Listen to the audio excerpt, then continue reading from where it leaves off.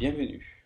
Si vous avez cliqué sur cette vidéo, c'est que vous avez reçu une petite notification qui vous a dit que une nouvelle vidéo était en ligne. Dans ce cas-là, bonne nouvelle, vous faites partie des abonnés. À l'inverse, si vous avez cliqué sur cette vidéo parce que vous avez trouvé le titre assez alléchant et vous vous êtes dit tiens, j'aimerais bien savoir de quoi il s'agit, je vous invite, messieurs, dames, à vous abonner. Ça fait plaisir, c'est gratuit, c'est juste un petit clic et ça se trouve en bas. Oui, je demande de vous abonner dès le début de la vidéo, tout comme je vais vous expliquer pour quelle raison je porte cette casquette. Comme ça, le point est fait sur la casquette, on pourra attaquer la vidéo et vous allez plus vous concentrer sur ce que je dis et non sur pourquoi est-ce qu'il porte une casquette. Voyez-vous, messieurs, dames, je ne suis pas allé chez le coiffeur depuis un moment et j'avais pas envie de vous faire mal ou de vous blesser. Donc pour vous épargner ceci, j'ai préféré mettre une casquette, c'est autant bien pour vous que pour moi. Le point étant fait, je pense qu'on peut attaquer la vidéo, le thème de la vidéo. C'est parti.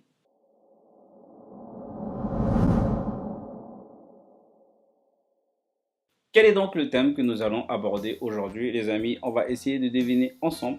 Petite question, qu'est-ce qui fait qu'une photo, vous la trouvez amateur et de l'autre côté, vous trouvez que cette photo fait très pro? Ouais, j'ai pas entendu, parce que peut-être vous n'avez pas parlé non plus. Pour voir ensemble, je vais vous montrer. Donc, voici une photo. On est d'accord, c'est du classique, il n'y a rien qui change. Tu prends ton appareil, tu fais cette photo. Maintenant, je mets cette photo. Ouais. Là, vous avez le petit côté waouh de la photo. Pourquoi? Pour quelle raison? Sur cette photo, pourquoi? Parce que vous avez ce petit côté où l'arrière-plan est flou, où le sujet se détache vraiment du décor. D'accord? C'est ça qui fait que ça donne un petit côté waouh de la photo. Et ensemble, nous allons voir comment on va faire ceci. Vous allez me dire, ouais, bon, tu dis ça, moi je prends mon iPhone, je fais la même chose, nanana. Effectivement, l'iPhone maintenant a un mode qui s'appelle le mode portrait. Certes, vous pouvez faire des portraits, vous pouvez faire justement, c'est fait en sorte que l'arrière-plan soit flouté. Faut savoir, parce que quand j'entends ouais, j'ai mon iPhone, c'est bon, je peux remplacer un appareil photo, j'ai pas besoin d'un appareil photo réflexe, je peux faire la même photo avec mon iPhone. non, non, juste calme-toi, calme-toi, parce que non, non. Le focus que fait un appareil photo, notamment moi j'utilise un réflexe, par exemple mon réflexe, le focus qu'il fait, ce n'est pas exactement le même focus que fait un iPhone. Mettez-vous en mode portrait sur votre iPhone, prenez une photo, surtout pour vous, les filles qui aimaient bien lâcher des cheveux, mettez vos cheveux à l'air, prenez une photo et vous allez voir que des fois, sur le mode portrait, l'arrière-plan sera flouté et en même temps, vous allez voir, des fois, vous allez avoir de cheveux par-ci par-là qui sera en même temps flouté que l'arrière-plan. Faites le test, vous allez voir. Hein. En plus, vous êtes obligé d'être bien exposé à la lumière pour qu'il capte bien votre visage et que vous soyez à un minimum. Bref, chaque chose a sa place. Pour ma part, bien sûr, moi, après, les autres, vous dites ce que vous voulez. D'accord? Donc, c'est cet effet flou qui rend une photo un peu pro. Maintenant, pour ceux qui me suivent sur Insta, j'ai posté récemment ces deux photos. Et j'ai posé une question. J'ai dit... Un petit indice concernant le thème de la prochaine vidéo.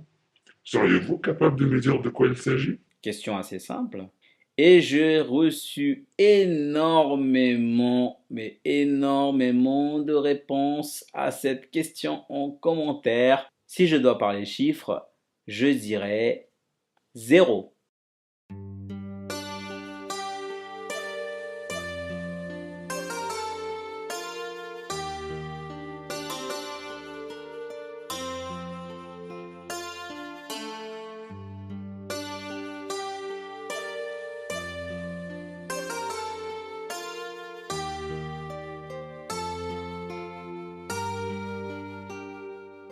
Vous l'avez compris, j'ai reçu aucune réponse, aucun commentaire du genre hop mec, on s'en bat les p ta life, balance la vidéo et fais pas.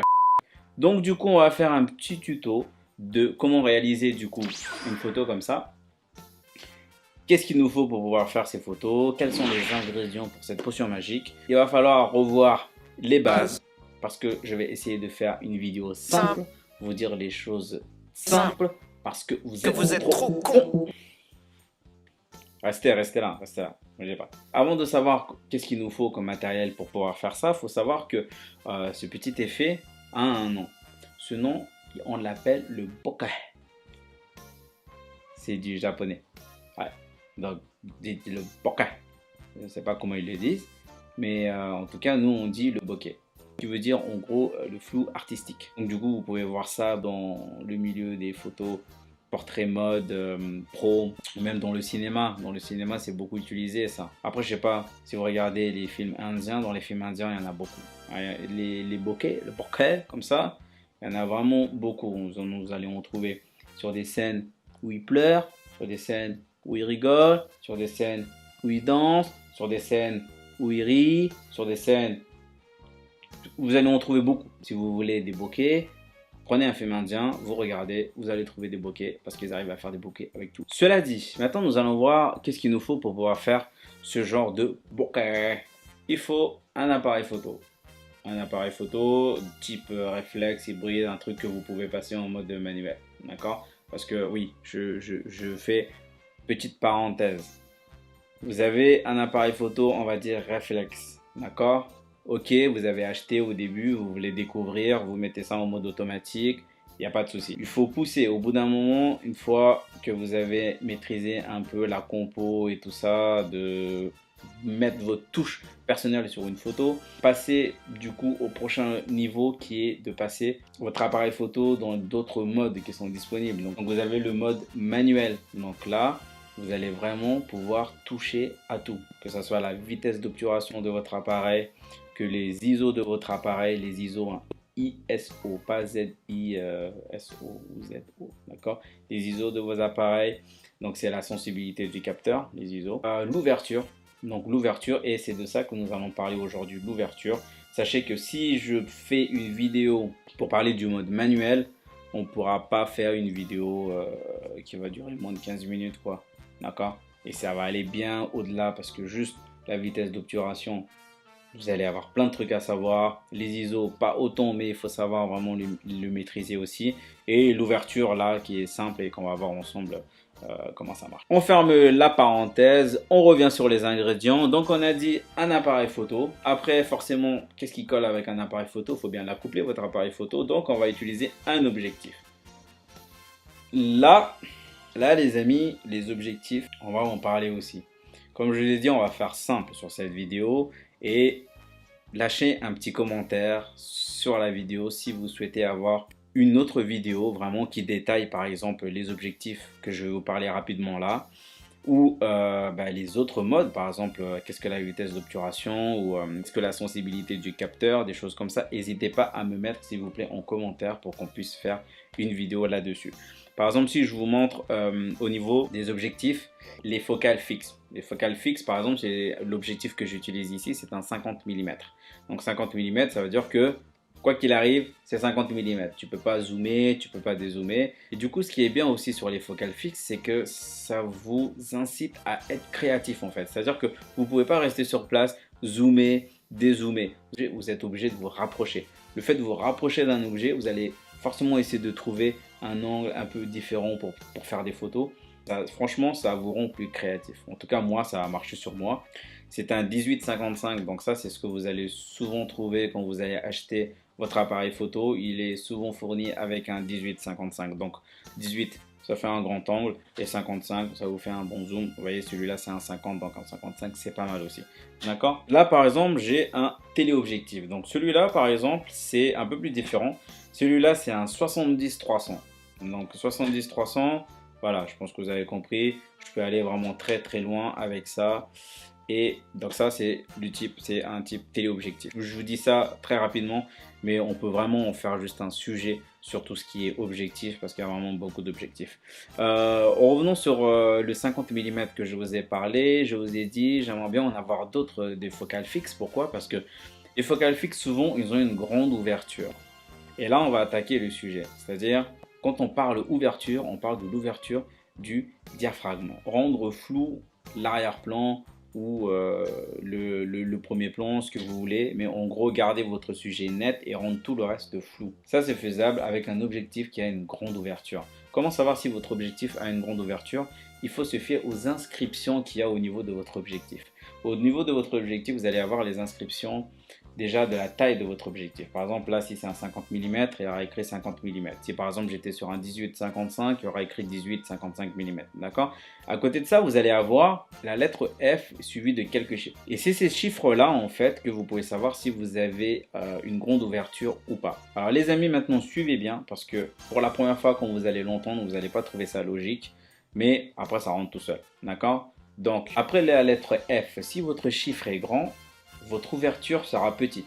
Et à l'inverse, si à côté de la lettre F, vous avez un petit chiffre, dans ce cas-là, votre ouverture sera grande. En résumé, plus le chiffre est grand, moins il y a d'ouverture. Moins le chiffre est grand, plus il y a d'ouverture. Vous voyez un peu le truc? Je vais vous mettre un petit truc quelque part et vous allez voir, en fait, ça va vous dire, par exemple, le F18, l'ouverture que ça donne, et par exemple le F1.4 l'ouverture que ça donne. Vous voyez, il y a une grande différence. Plus le chiffre est grand, plus l'ouverture est petite. Plus le chiffre est petit, plus l'ouverture est grande. Maintenant qu'on a vu ça, il y a un autre avantage d'avoir un objectif qui a une grande ouverture, c'est-à-dire que plus l'ouverture est grande, plus ça va laisser passer de la lumière. Donc si vous aimez faire des photos la nuit, les objectifs avec une grande ouverture, c'est le top. Maintenant, troisième ingrédient pour cette potion, pour faire les petits ronds qu'il y avait sur la photo, il faut une source lumineuse. Donc là, ma source lumineuse à moi sur cette vidéo, pour cette photo, c'était tout simplement ça, une guirlande. Prenons le sujet tout de suite. Donc là, la mise au point, elle est faite sur moi. D'accord? Donc ça veut dire que devant moi, c'est flou. Derrière moi, c'est flou. Maintenant, pour vous montrer, je vais juste me rapprocher de vous.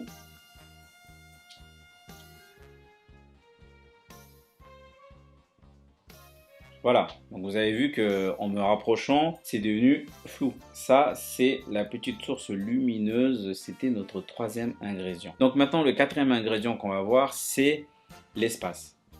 Ouais, c'est un peu bizarre, il faut que vous soyez un minimum détaché de votre arrière-plan pour le rendre flou. Il faut savoir que plus vous allez vous approcher de l'objectif, et plus l'arrière-plan va devenir encore plus flou. Du coup, maintenant qu'on sait ce qu'il nous faut pour réaliser donc une photo, comme j'ai posté sur Insta, ce qu'on va faire, c'est que je vais passer derrière la caméra et je vais vous montrer, on va faire la mise au point et je vais vous montrer un peu comment on fait. Je vais en profiter au passage pour vous expliquer très rapidement comment se fait la mise au point sur un appareil photo. Moi, j'utilise un appareil photo Canon. Si vous avez un appareil photo Canon, je vous invite à vous mettre en mode AV. Donc le mode AV qui est priorité ouverture. Donc là en fait l'appareil photo il va tout gérer et vous avez juste à gérer l'ouverture. Donc pour rendre, vous allez voir l'arrière-plan plus ou moins flou, un peu comme vous voulez. Bon les amis, je me retrouve donc du coup de l'autre côté de la caméra et là je vais vous expliquer comment fonctionne la mise au point dans un appareil photo. La mise au point, je l'ai faite sur cette partie là, d'accord? Donc là vous voyez c'est net et vous pouvez voir qu'à l'arrière par ici, du coup c'est flou.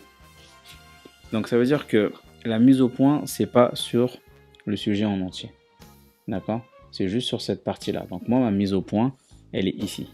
Donc là tout ce que je vais poser ici ça sera net. Regardez, là on est sur du flou, là on est sur du flou, et là déjà vous pouvez voir que ma mise au point elle est ici, c'est cette ligne là. Donc du coup si je recule, vous voyez que je suis sur la mise au point. Donc la mise au point ça marche pas sur un sujet. Donc c'est ce que je disais tout à l'heure par rapport à l'iPhone, c'est que sur l'iPhone effectivement vous avez la mise au point sur le sujet et tout le contour qui est flouté, alors que vous voyez que sur un appareil photo c'est pas comme ça. La mise au point elle est vraiment poussée, c'est vraiment ici et rien d'autre, d'accord? Donc là vous pouvez bouger dans tous les sens, vous allez voir que ma mise au point elle reste sur là. Donc par exemple si on va mettre ça debout, là ma mise au point elle est bonne, d'accord? Donc je peux quand même essayer de régler. Voilà, je suis déjà bien. Donc là je suis sur la page là, d'accord? Maintenant si je vais, on va dire, mettre un peu mon livre tordu, hop, bah, vous allez voir que ici c'est flou, ici c'est flou, et que ma mise au point, en gros, elle est ici. D'accord? Ce côté-là, il est flou, et l'autre côté, il est flou. Donc voilà, la mise au point, c'est vraiment... c'est pas comme pour l'iPhone où on est sur un sujet et rien d'autre, quoi. Donc voilà, là on peut voir effectivement que ma mise au point elle est de ce côté là, donc tout ce que je vais passer de ce côté là deviendra de plus en plus net à l'inverse du reste qui va être flou, vous voyez. Voilà, donc les amis, on se retrouve là. Vous avez vu que j'ai fait la mise en place. Donc on a à l'arrière, là vous pouvez voir, on a notre guirlande, donc notre source lumineuse.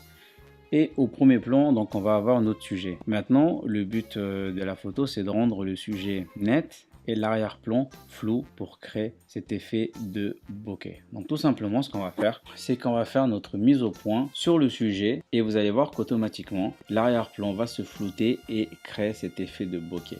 Donc là, on est sur la guirlande.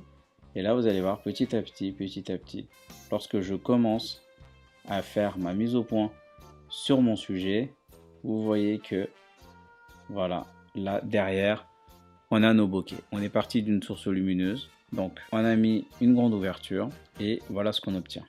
Là, vous pouvez voir aussi que c'est pas rond. Parce que j'ai posté deux photos. Il y en a une qui était comme ça et une autre qui était ronde. Donc, c'est quoi la différence? C'est que là, je suis pas à pleine ouverture. D'accord? Là, je suis sur une ouverture à 2.8. Si je me mets à pleine ouverture, on ne verra plus toutes ces lamelles. On verra uniquement, vous allez voir, hop, on va basculer. Hop, et là, vous allez voir. Hop, et encore, je suis à 2.2.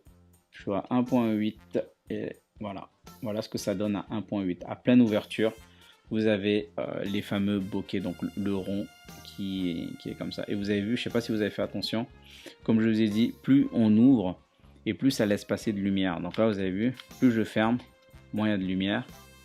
Et à l'inverse, plus je vais ouvrir et plus ça laisse passer de lumière, donc ça éclaire la photo.